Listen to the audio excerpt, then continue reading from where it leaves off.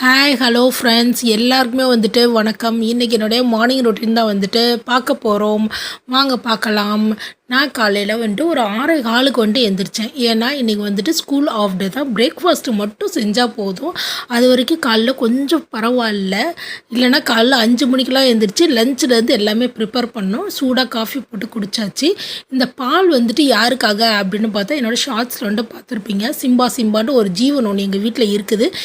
இந்த ஜீவனுக்காக தான் வந்துட்டு அந்த பால் வந்துட்டு சூடாக ஆற வச்சுருக்கேன். இப்போ அதுவும் காலைல எழுந்திரிச்சு அதுக்காக தான் வந்துட்டு வெயிட் பண்ணிக்கிட்டு இருக்கு.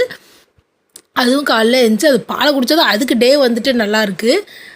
அப்புறம் நான் இன்றைக்கி வந்துட்டு சப்பாத்தியும் எம்டி குருமாவும் வந்துட்டு பண்ண போகிறேன். அதுக்காக நான் வந்துட்டு ஒரு 1/2 கிலோ மாவு வந்துட்டு நான் எடுத்திருக்கேன். அதில் வந்துட்டு தேவையான அளவுக்கு உப்பு போட்டிருக்கேன்.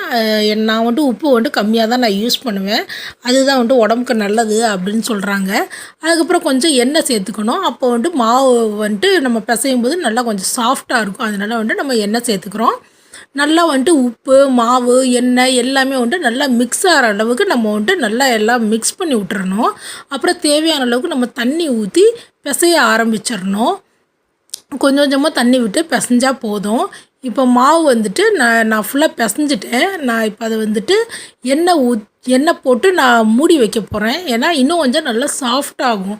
அப்போ சப்பாத்தி சுட்டதுக்கு அப்புறமே வந்துட்டு சாஃப்டாக இருக்கும். இல்லைனா வரன்னு கல் மாதிரி ஆகி போயிடும். அதனால் ஃப்ரெண்ட்ஸ் கொஞ்சம் எண்ணெய் ஊற்றி கொஞ்சம் நேரம் ஊற வைங்க. அப்போ தான் சாஃப்டாக இருக்கும். சரிங்களா?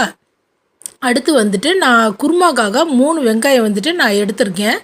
3 வெங்காயத்தையும் நம்ம பொடி பொடியாக நல்லா வந்துட்டு அரிஞ்சிக்கணும். அதுக்கு முன்னாடி தண்ணியில் போட்டு நல்லா கழுவி எடுத்துக்கலாம். அப்புறம் தக்காளியை வந்துட்டு நான் சின்ன சின்னதாக கட் பண்ணி மிக்சியில் போட்டு நல்லா கரன்னு நான் அரைச்சிருவேன்.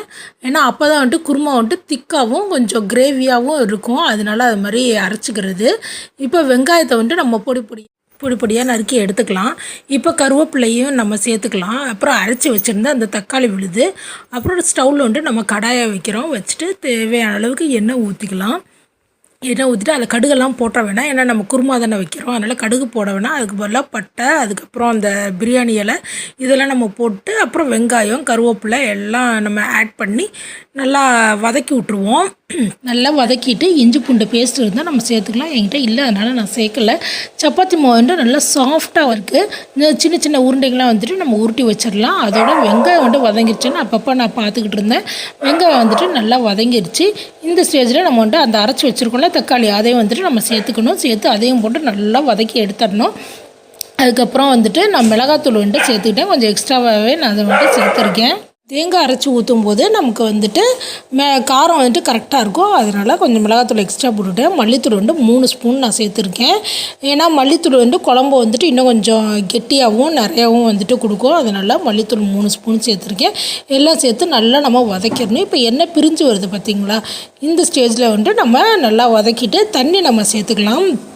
தண்ணி சேர்த்து நல்லா கொதிக்க வைக்கணும். கொதித்ததுக்கப்புறம் நான் தேங்காய் எடுத்து வச்சுருக்கேன். தேங்காய் வந்துட்டு நல்லா அரைச்சி இதோட நம்ம சேர்த்து அதையும் வந்துட்டு நல்லா கொதிக்க வைக்கணும்.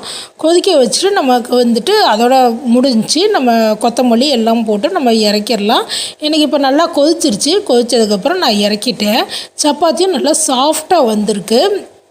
நல்லாயிருக்கு. 2 சப்பாத்தி வச்சு நல்லா சுட குருமா ஊற்றி சாப்பிடும்போது நல்லா டேஸ்ட்டாக இருந்துச்சு. பிள்ளைங்க வந்து ஸ்கூலுக்கு ரெடி ஆகிட்டாங்க. பசங்க ஸ்கூலுக்கு ரெடி ஆகிட்டாங்க. அவங்களுக்கு கொண்டு போய் கொடுத்தேன். எப்படி இருக்குது அப்படின்னு சொல்லிட்டு கேட்டேன். என்ன சொல்லுவாங்களோ அப்படின்னு நினச்சிக்கிட்டு இருந்தேன். நல்லாயிருக்கு அப்படின்னு சொன்னாங்க. ஏன்னா காலைல அவசரமாக பண்ணதில்ல. இன்னையோட வந்துட்டு ஸ்கூல் முடியுது. அதுக்கப்புறம் 10 டேஸ் வந்துட்டு வீட்டில் தான் பசங்க என்ன பண்ண போகிறாங்களோ தெரியல. பெரிய பையன் வந்துட்டு கிளாஸ் ஃபஸ்ட்டு வந்ததுனால ஸ்கூலில் என்கரேஜ் பண்ணுற மாதிரி அந்த ஃபஸ்ட் ரேங்க் பேட்ச் வந்துட்டு கொடுத்துருக்காங்க.